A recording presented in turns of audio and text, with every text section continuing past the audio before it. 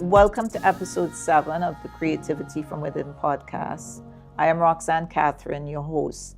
Today's episode is entitled Letting Your Voice Be Heard, Expressing Your Truth. In this episode, we'll explore how to speak or build with authenticity and the courage it takes to share your story. Our guest is Michael Mapp, lead designer of Michael Mapp Photography and Design. Hope you enjoy the episode. Hi, Michael. Welcome to episode 7 of the podcast, Letting Your Voice Be Heard, Expressing Your Truth. How are you? I'm well. Good afternoon. How are you? Good. Thanks for being here. Thanks for being a guest on today's episode.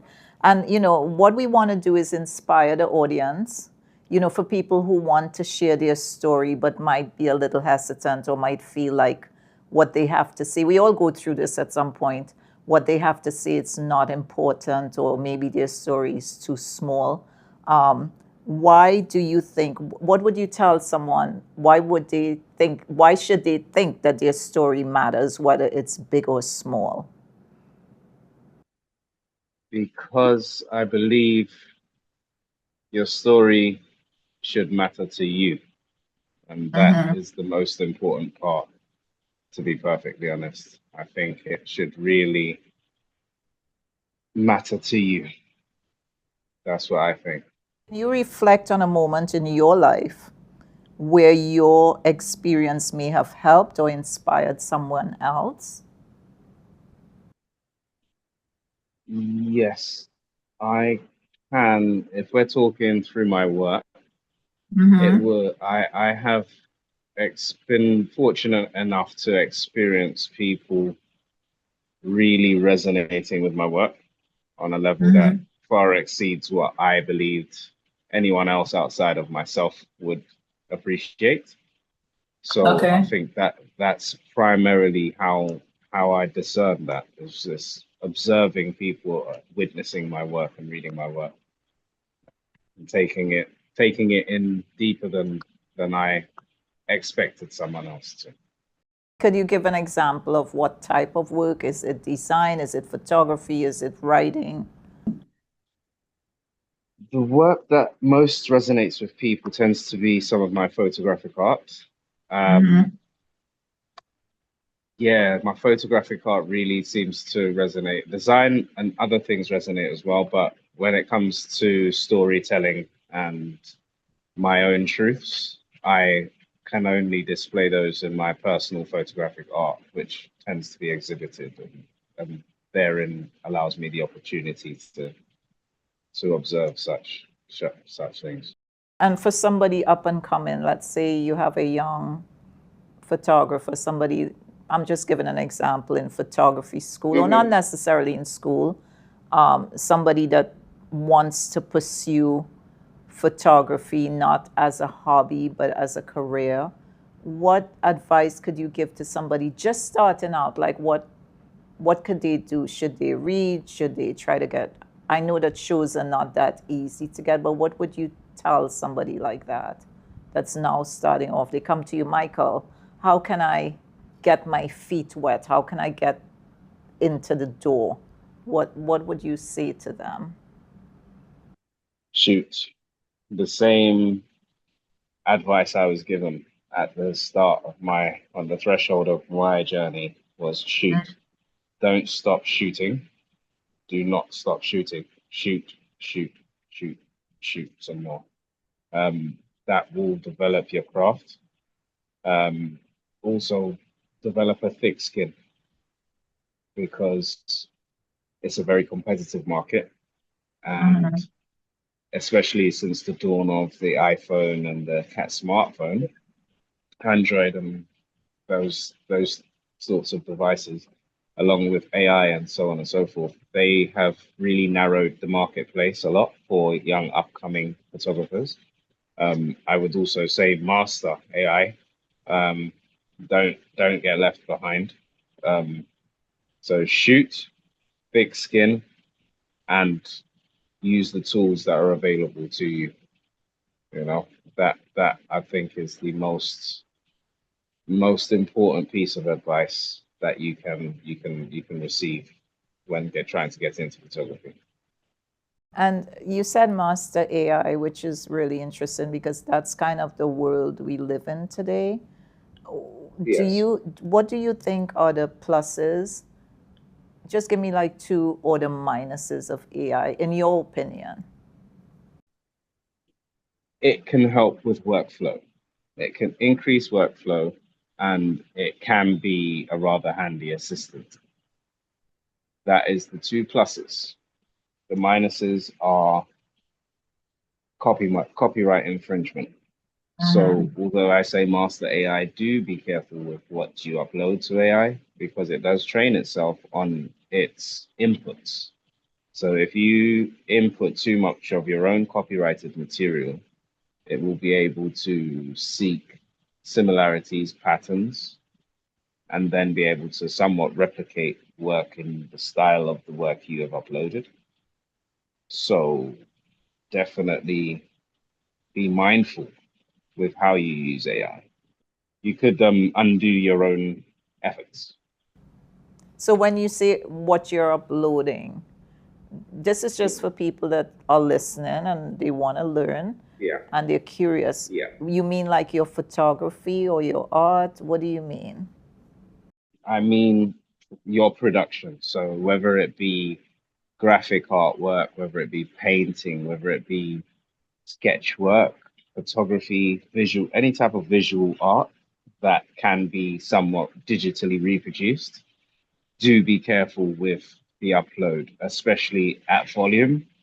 Because like I said, large language models and certain types of AI, they train themselves on what is uploaded to them. So the more of your signature style that you upload to them is the more of your signature style you are effectively bequeathing to the AI, because it may Oh, not only replicate that for your use because it's a large language model. So it may replicate that for anyone that's trying to gain an image. And if they happen to be able to write the right prompts and you've input the right amount of source data, it technically will be able to reproduce your work without your copyright. Yeah, without your licensing, without anything, that just bypass you and you know have a go between for your creativity. So that's the big risk. that's a good point. So pretty much people need to be mindful that yes, AI is a good resource. And like you said, it's a good assistant, but it doesn't mean that you should just upload, let's say, your entire portfolio because you could risk having your work Yeah. compromised. Your Creative process being Yeah. pastiched, which Yeah. really undermine the work, the training, the investment that you have made to that point effectively. That's a really good point. Thanks for sharing that. And the question I have for you is what fears or inner critics, right, have held you back from sharing your voice in the past? In the past and to this day, Mm-hmm. security. My single biggest fear, security. My work tends to be very politically led, politically charged, and very serious on social commentary. It doesn't, how can I say, that's what shocks me about the resonance aspect of it, because I wouldn't call myself a rebel, but being Trinidadian, I seem to be a little bit activist inclined, let's say. Um, Given my lineage, going back to the grandparents and so on, they were very much into activism and stuff like that. So it must have come down the line, and I speak about it publicly. So I do censor. I shouldn't, but I do censor some of my work to make it more conducive to me surviving. As opposed to having a strong opinion?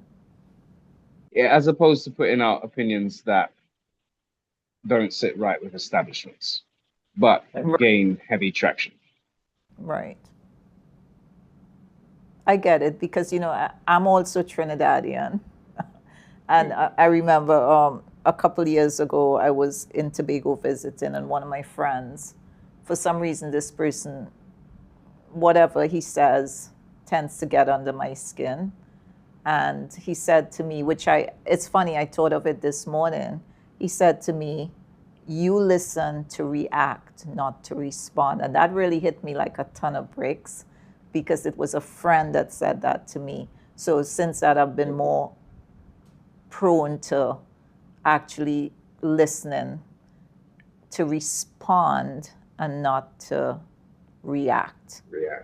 So I understand that fully well.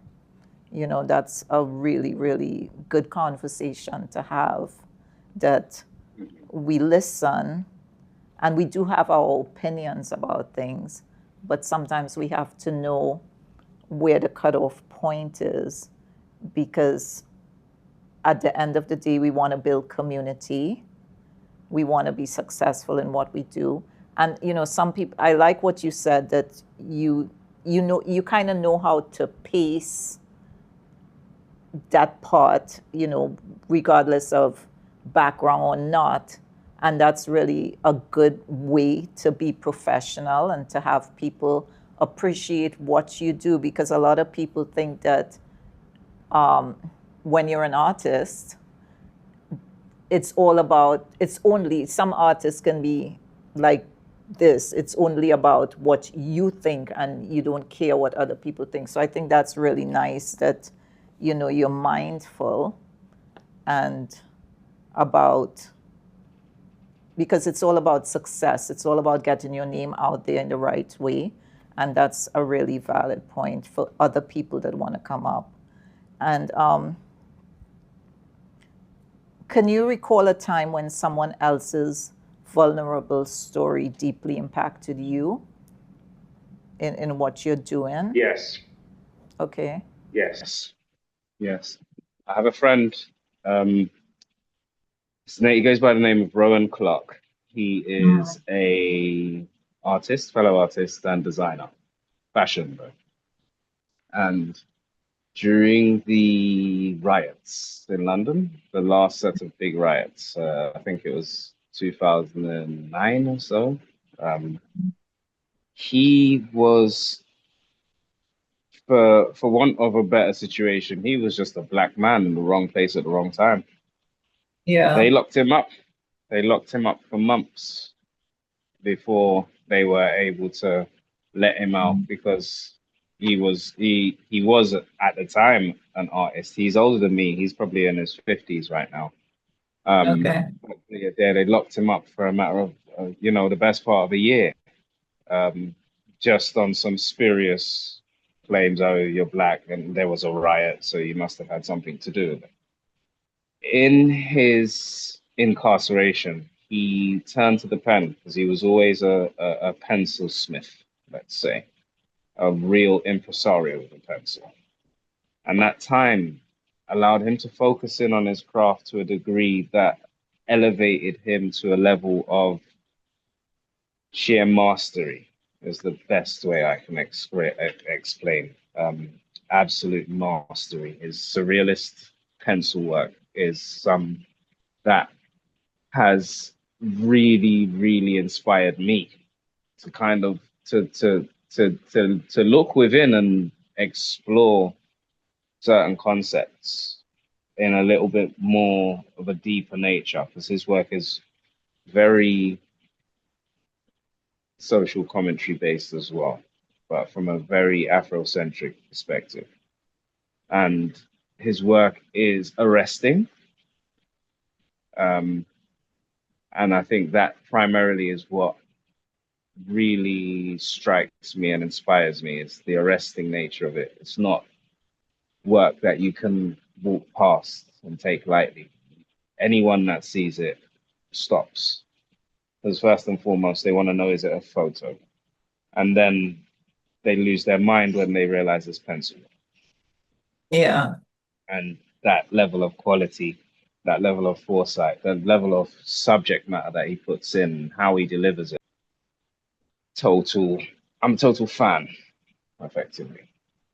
So So he, definitely. yeah, that's really good. So he something that was supposed to probably turn another way, he was able to focus and build himself up, and now here we are. So that's another good point for young people to learn, that we can't Mm-hmm. always let obstacles stop us from doing what we need to do, because at the end of the day, we're the Mm-hmm. only ones that could do things for ourselves. Nobody else could. Yes. So that's a nice, and I actually wrote down the London riots because I'm going to put on my librarian hat and do a little research on that. So thanks for sharing that. And what would you say, what would you create, say, or share if you weren't afraid of judgment? I am my creative expression isn't fettered or hindered by possible judgment. Okay. My creative expression is primarily hindered by my safety and what happens to that after I express myself. So I'm not particularly worried about what people think of my work. Um, Okay. 'Cause I've learned that my expression is my expression. I like it to resonate with people. I want it to resonate with people, but when it comes to my creative output, not my commercial creative output, my creative output, I Mhm. am not particularly, I am saying something, I have to get something off my chest. And that's what that creative outlet is. It's me getting those burning issues off my chest, saying it how I need it to be said. And that's therein lies the problem. That's where I have to really strike the balance. So I'm not worried about judgment. Um, I'm only worried about safety. Okay, so that's a good point. So do you keep like a journal for the where you could pour your soul out, like whether it be in writing or drawing, and that's just private to you, so you don't have to, there are some things you know what I mean? Like, Yeah. Yeah, I do keep I have scrapbooks. Um, right, and my notebooks are all telling. So I don't particularly have art-based scrapbooks. I have my right. notebooks, and then my notebooks serve as the canvas. So in between notes and budgets and concepts and proposals, you'll find a visual concept, or it'll be written down as like a prompt for me later to come back to and rehash that whole concept. So I do have to record some of them.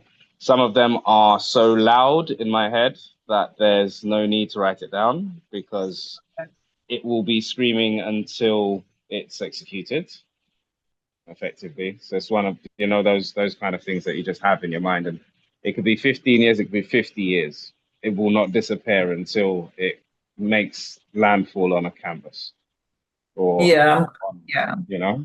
I could relate to So, that. And what do you do outside of work? What do you do for fun in your leisure time, if you have time?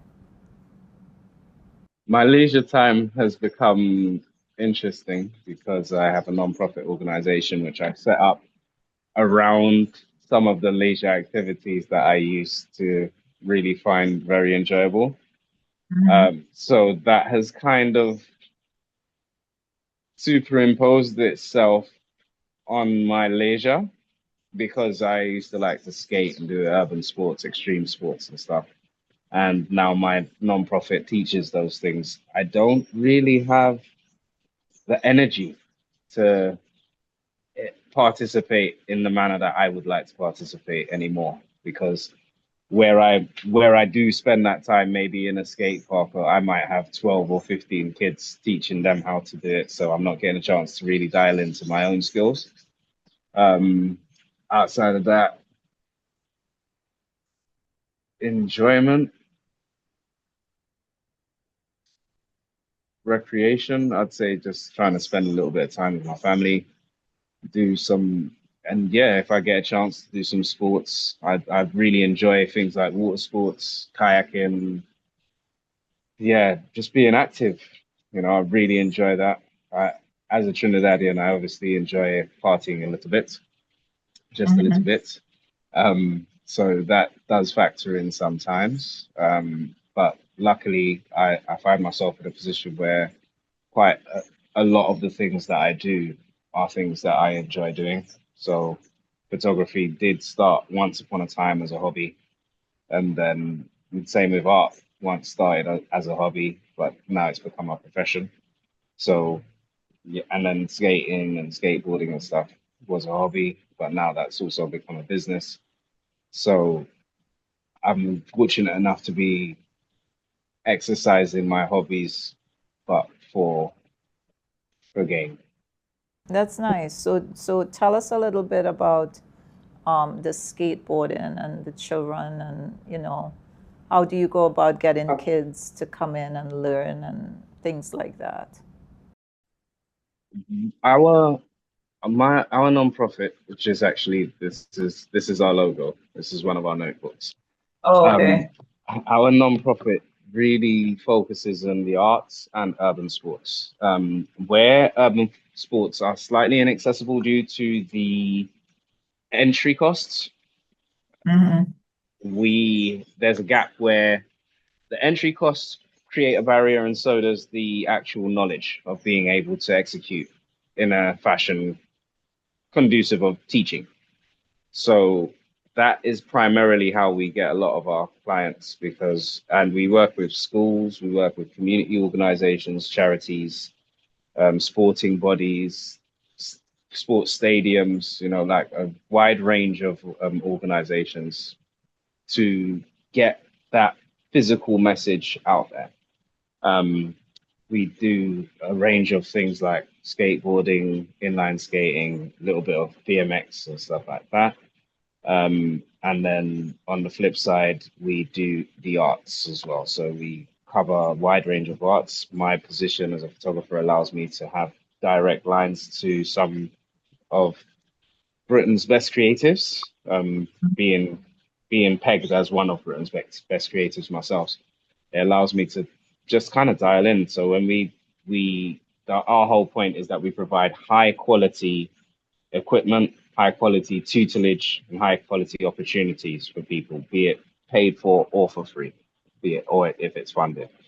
So yeah, we work with some of the top artists we can get our hands on, to teach some of the arts. When it comes to Okay. things like photography and graphic design and film, I can handle those things, as well as some of the traditional arts, but more specialist arts that I'm not considered a specialist in. I go to actual specialisms. So we actually have our first creative writing project is afoot. Actually, we'll be doing a creative writing project in September, and we actually have an award-winning songwriter and singer to lead that creative production effectively, where we're going to get people from the Windrush to recount their stories, experiences, hopes, and aspirations, turn them into poetic prose, and we'll do the same for those that were born in England and those that were born of parents born in England.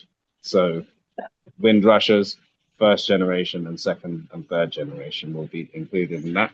And we also want to look at how the journey has come along. So we're going to look at the disparities between the first arrivees and those whose parents were born here, and see how aspirations have changed as experiences have changed, what realities have changed, what's stayed the same. But we're going to be doing that through the gaze of poetic prose and spoken word.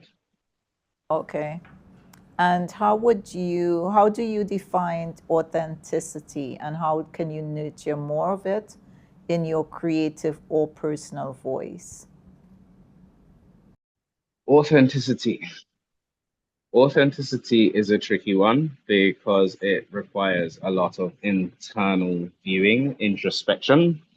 Not, it's very difficult for some people to introspect honestly. Mm-hmm. Um, and I think that there is the basis for authenticity, because you cannot be authentic if you're lying to yourself. So actually processing yourself, learning who you are, learning who you are, not who you think you are, who you are from as a holistic. So what people think of you versus what you think of yourself. And somewhere in the hinterland of that is who you actually really are. And that Yeah. there is something that a lot of people do not they don't do. They don't project themselves to view themselves as a, in third person to see how other people are viewing them.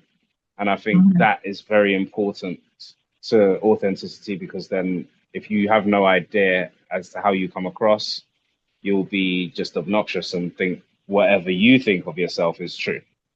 So actually stripping that back and actually understanding who you are is the first step to creating an environment that allows you to speak from an authentic place. I love that. It's funny you said that because my therapist was, and I were talking about that this week, where you have to really sometimes sit with yourself. And yes, people would have their opinions, but what you have to do is ask yourself, are those opinions true? And a lot of people don't want to sit with themselves for that. But on that note, Yeah. we have run out of time. This was really, Oh really, no. yeah, very What an interesting. amazing conversation. Thank you. Very, very interesting. And I thank you so much for your time, for your talent. And I wish you nothing but the best. God bless, Godspeed, and all the best with everything that you do moving forward.